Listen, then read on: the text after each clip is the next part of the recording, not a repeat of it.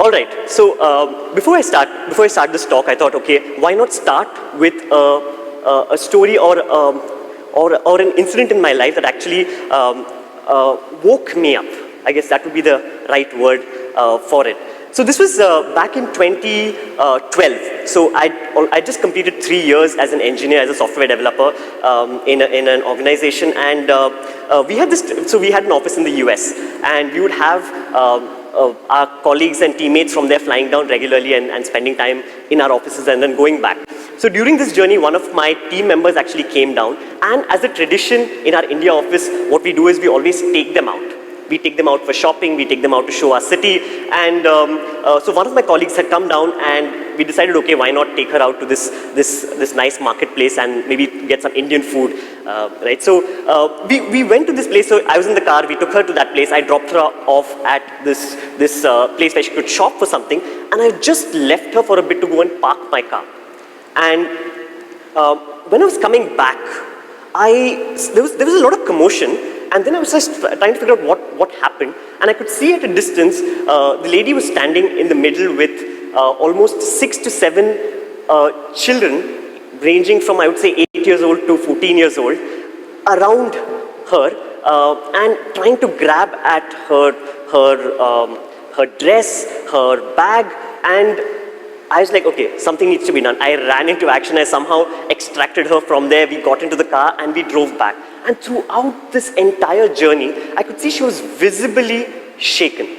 Right? I told her, it's fine, it's okay. This happens in India, and probably they thought they could get some money out of you. And when she told me the story, what she realizes is one child who came to her with holding another baby and asking for money.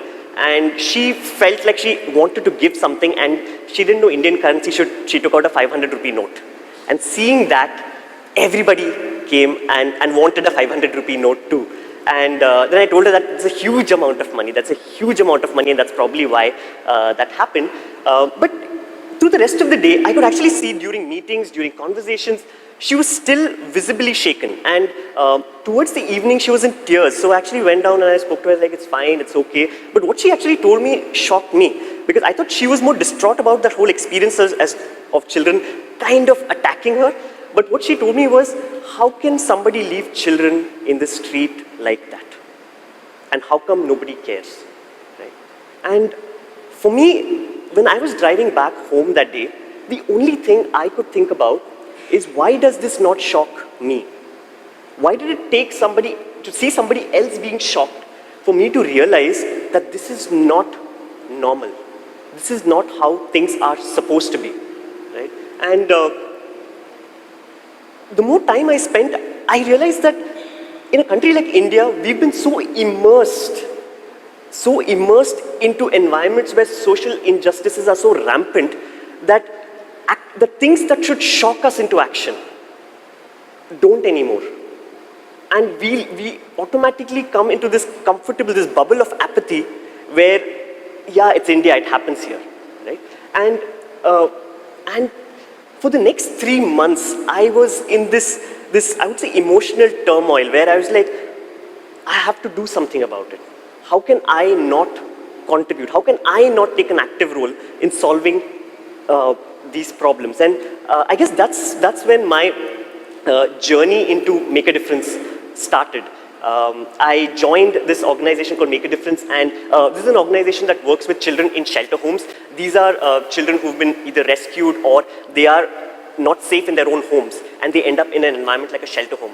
And the organization works towards ensuring that these children are able to successfully transition from this environment into the real world and achieve better outcomes in life. And for me, that vision moved me, and I was like, okay, what can I do to contribute? What role can I play there?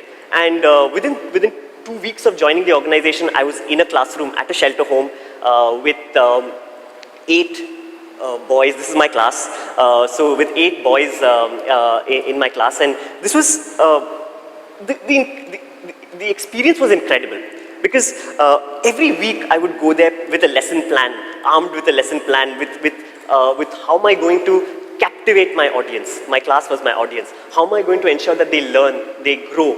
And it was truly memorable. That whole 4 to 5 months that I taught in that classroom was memorable, because I had taught my cousins before, My cousins at home, I used to teach them, help them with math, they were disappointed every time they saw me coming because they know they had to study, right? So, but this was completely opposite. They were so enthusiastically waiting for me to come every week because I don't only bring English into their classroom. I was teaching them English. I would also bring them stories from my life, and that was something that they did not get often. And and during this entire journey, I actually saw them grow. From when I started, every month, every class, I saw them grow, become better, and for me, that was all the validation I needed that I was making a difference. But during this journey, as magical as it was, one incident, I think, triggered at least a huge change in my life. And this was in late February, where so we had just finished classes, and one of my students, they used to call me brother. So one of the boys came up to me and said, "Brother, we have our final exams coming up in 2 weeks from now, and we are struggling with math. Can you come and help us?" I was like, "I'm an engineer, and it's 8th grade math. How difficult can it be, right? Of course I'll do it." So I borrowed a textbook from one of the students. I went ahead, I prepared. I was like, okay, this is a revision class, so I have this question bank ready.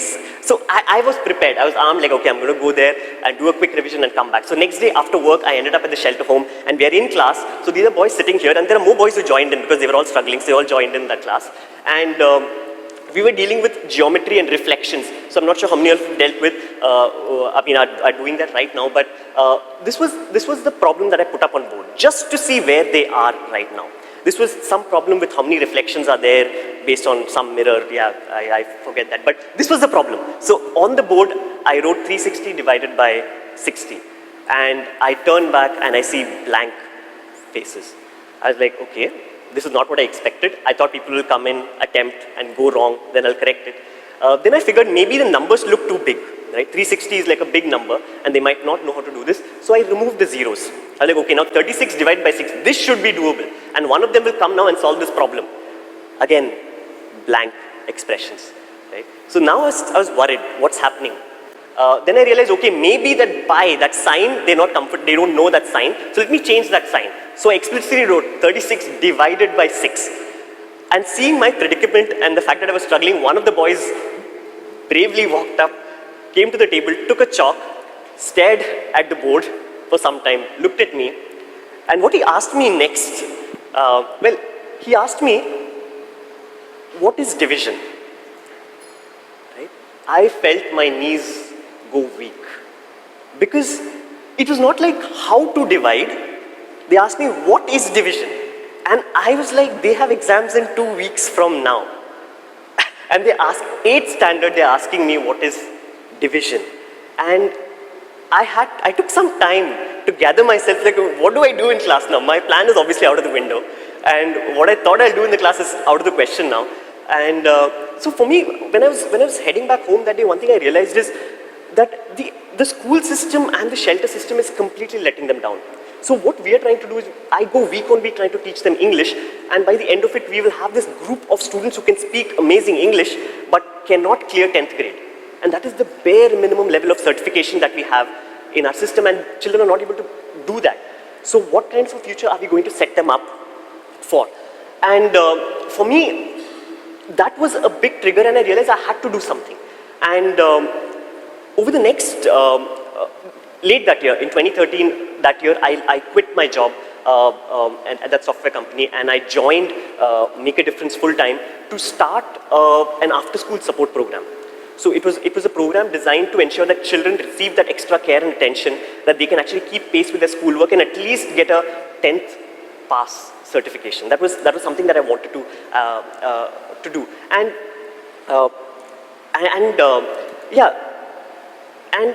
what happened was we started in 2014, the beginning of 2014.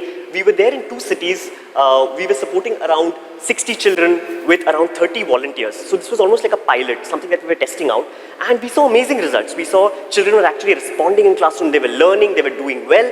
And something miraculous happened, that by the end of that year, We were there, we were in 23 cities, we had almost 3,800 children who were a part of that program, and the best part was we were able to mobilize more than 2,400 volunteers. Those are young people in and around the community of shelter homes to come in and provide this kind of support to children week on week, right? And that was fantastic for us. For me, that was like a dream come true. I was like, okay, now every child in that environment is going to get that support they need. They have somebody to reach out to, somebody who cares, and they will do better. Frankly, for that year, 2015 academic year, when the results were coming out, I was not as nervous when my results were coming out as I was when that result was coming out. And something phenomenal happened. More than 90% of children in those shelter homes actually managed to clear their exams. And clearing doesn't seem like a big deal, but when you actually put in the context of not knowing division at 8th grade, that was phenomenal, right? And for us, it was amazing. The children were actually able to do this. And for me, when I actually saw this, I realized, finally I'm making a difference. Finally, children are able to, now that they've finished 10th grade, they're going to go out there, they're going to join colleges, they're going to join work, and they're set for life. And frankly, their children will never come back into this kind of an environment. Boy, was I wrong. As and when the year progressed, we started getting we started getting news of children who were struggling to socialize in their colleges. They were in a completely new environment with new people. They could not create any positive relationships. They were constantly missing classes. They were failing in their subjects. And in many cases, young girls would just leave everything that they have and just elope with anybody who showed even a little amount of care. And we realized that these kind of decisions that children are taking at that age, and the fact that they're struggling so much, clearly we have not solved the problem. And for me, the next 2.5 years to 3.5 years has been a journey towards understanding the problem more deeply. For me, I realized that I probably hadn't understood the problem more deeply enough. I hadn't investigated the solutions, and I hadn't really put in enough effort and time to understand the context in which these solutions play out. And I realized now I have to take a step back, and over the past 2.5 years has been a journey towards understanding how can we create better solutions, how can we create an environment where children feel more supported and are able to achieve these things in life, right? And what I thought of using this platform as to share what I have learned during that journey on how we can actually solve this problem. So the first thing that I realized, and anybody who's trying to solve a systemic problem, a problem that happens at the scale that we are trying to solve it, especially it is so ingrained in our society that we don't even know that it's a big problem, right, is immersion. You have to immerse yourself into the environment where this problem is happening. If you do not immerse yourself into the environment, you will not fully understand why certain problems are happening. And if you don't do that, the solutions that you come up with are always going to be symptomatic. It's almost like curing malaria with crocin. Yes, crocin will get the fever down temporarily. It won't cure your malaria. Right? You will come up with solutions like that if you do not immerse yourself and understand the nature of the problem. And when I actually went back and looked at what the root causes of the problems, what are the multiple factors that were in that shelter environment, what I originally thought was that education is going to solve everything. Education, this is the catchphrase, right? Education will solve all the problems in India, and education is the answer. What I realized is in this environment, education wasn't the primary problem. The primary problem was family. The only thing that set apart a child from a shelter home and a regular home was the fact that they did not have a family. And by family, I mean a dedicated caregiver, somebody who cares about them, is willing to take that extra time to spend with them, to know where they're struggling, to help them. And this was something that was missing. And when we actually looked back and mapped what role does family play in the life of a child, we realized that it is far more complex. There are multiple, and this is just a small snippet of the entire diagram that I've put up there, but there are far more, from foundational skills to emotional health to life skills to career awareness to guidance, transition support, financial assistance. The list goes on and on. We underestimate the role family plays in our lives, and so it's so starkly visible when you go into an environment where there's no family. And we realize that if we have to solve this problem, at Make a Difference, we can't just be an education support provider, but we have to provide programs that replicate a family-like support system for the child, right? And that could only be possible because we were able to immerse ourselves into that environment and understand that problem more deeply. The next thing that I realized personally, and this was also in line with my big failure, was that there is no silver bullet. We always think that, in popular narrative and in conversations, it's easy to trivialize the problem and say, this will solve the problem. Especially problems that are societal, that are systemic, that are ingrained. There is no one solution that is going to magically solve the problem. We have to realize when multiple factors are involved, especially in an environment like a shelter home, you can't expect one solution like education to solve this problem. We have to start exploring. So I can give you a great example, another example of this. So there was this organization that was trying to solve the problem of lack of educational access and educational inequity for a remote community. And this was a community based really far from a school, and the child had to walk from their home to the school, and they did not have footwear. So it was a tough journey for them to come to school, and there was chance of developing ringworm, and there were a lot of problems with them just coming to school, right? And what the organization thought was, okay, we will get access to education and ensure that children are able to study by providing $1 shoes. So they developed rubber shoes which were $1. Amazing solution, right? But one thing they didn't realize is that, or they realized later, was that they were going to schools with no teachers.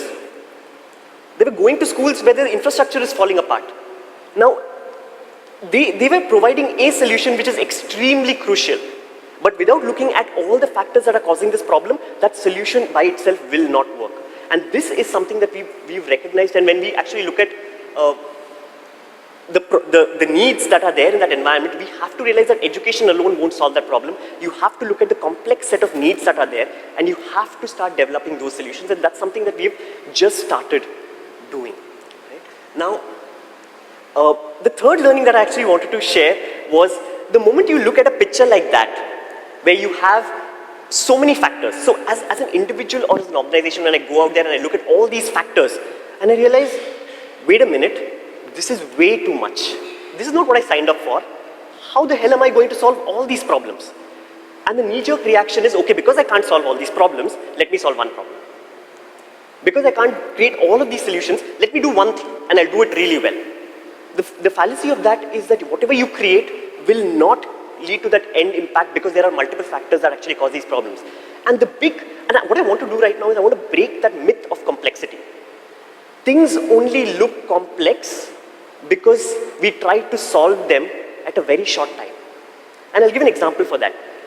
And I guess to bring that point across, I can say that solving a social problem is not the same as selling potato chips. And what that means is that if you're working in a potato chip company and you realize the sales are dropping, your marketing sales team will come together and realize, okay, we'll put more potato chips in the bag, we'll offer a discount, we'll call Virat Kohli to come and endorse the product, and in 3 months you're able to see sales go up. That does not happen, at least in the time frame that we're looking at, 3 to 6 months. That doesn't happen, especially when you're trying to solve social problems. Like if you think about it, the program that I'm working on, the education program, to see the actual impact of this program, I'll only know after a decade. Whether this program actually created that value in making the child move out of the shelter space, it takes a decade. Especially when you're trying to create all of these solutions for all of these problems. We do not look at the time frame that it actually takes to solve these problems, especially for social problems. We have to, and the biggest complexity that thing comes in is because the time frame that you're looking at solving these problems is inconsistent with the actual time it takes to solve these problems. And mentally, as young people, we are not able to think beyond a 2-year time frame, 2 or 3 year time frame. And when you try to crunch 10 solutions in that 2-year time frame, you realize it's absolutely not possible. But when you stretch the time frame to 15 years, 10 years, 20 years, you realize that even the most complex set of problems can be solved if you're able to look at it at the right time frame in which it takes to solve that problem. And for me, this is where and that's why at Make a Difference, at least our goal is, it's almost a 25-year goal, because we know it will take that much time to solve this problem. And lastly, actually, I want to close this thing with talking about the role of young people in making this happen. Now, one of the things, why young people are special, this was something that I was thinking about yesterday when I was driving down from the airport. I was just coming from the airport. I was thinking about this, that what makes young people so special in this context. And I think Danish spoke about this very beautifully, where he said, I think conflict is the genesis of creation, right? When you're trying to create something new, a new order, or a new kind of world where these problems don't exist, you need some conflict, you need some friction, you need people who can challenge the status quo, who can challenge the existing norms. And for that, young people are great at it. Ask any old person, they will tell you, young people are great at doing that, right? And we need more and more young people to actually play that role actively, because there's been no major social movement that has happened in the past 100 to 200 years where young people have not been at the forefront driving that change. And we need more and more people to actually move out. So this is where, this is the big challenge with our system, where we have trivialized democracy into voting once in 5 years. What we have done is, somebody will come and tell you, vote, and your job in democracy is done. That's not true. The true democratic system requires active citizenship. It requires people to go out there, identify problems that they care about, that affect them, and take ownership in solving them. It's not about casting your ballot, and it is not only about activism. It is not that activism is one part of it, but the other part is also looking at ways to solve these problems. Now, the other way to look at it is also, it's not about being the torchbearer, being that one single leader who will change everything. Because the moment you realize that these problems take 20 years to solve, you may realize you won't be there in that space for 20 years. How do you democratize leadership in that context? How do you make sure when you go in there, even you're the single person leading it, how can you create more leaders that even when you pull out, your work continues, right? How do you democratize leadership? That's going to be key. And finally, if you're really unable to solve a problem, you don't know the root causes, you don't have enough exposure, there are hundreds of non-profits in India, hundreds of NGOs that are trying to solve problems. If you deeply care about that issue, go support them, go join them, go contribute to them, work with them. Understand that they are fighting your battle. They are fighting the battle that you care about. So actively participating is going to be the key for you to actually make this happen. And finally, I want to close by saying that solving systemic problems is not easy. But if all the people who are trying to do this can come together under a shared vision, a shared goal, and a shared identity, solving these problems is not only possible, it's inevitable. Thank you.